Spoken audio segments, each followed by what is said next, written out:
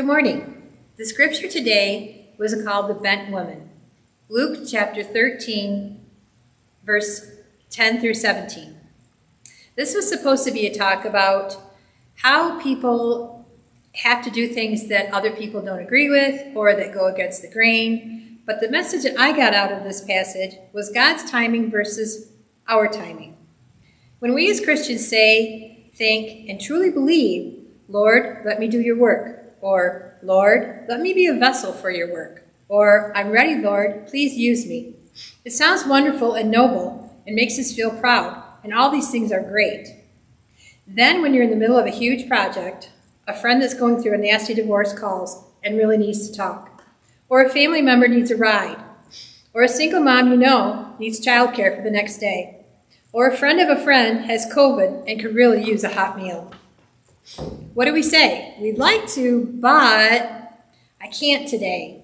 I'm right in the middle of something or a big project. This isn't a good time. I'm sorry. I'm just too busy.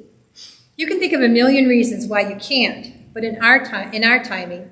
But maybe we need to use God's timing and think of reasons how and why we can. I've read the Bible, and not once did Jesus give the above responses. Sometimes the answer Jesus gave were different than expected, but he never was too busy. He was constantly sought after, sought out, interrupted, and asked questions. People needed and expected a response, and he always gave one. Again, not always the expected one, and sometimes the one people needed to think about, but he never had an excuse. While balance is important in everyone's life, we all have more time than we think to use our talents or gifts to help. Sometimes it all comes down to better planning on our part.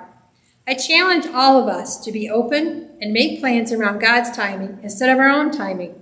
Schedule church instead of seeing how you feel on Sunday morning. Balance activities with rest and some flexibility. By being willing to be flexible, sometimes you have to be firm with some things, but by being flexible, you can open yourself to wonderful possibilities. In this scripture, Jesus saw the woman and called her over. She never asked him for anything. He knew he could help her, and he did when he saw her, not when she asked.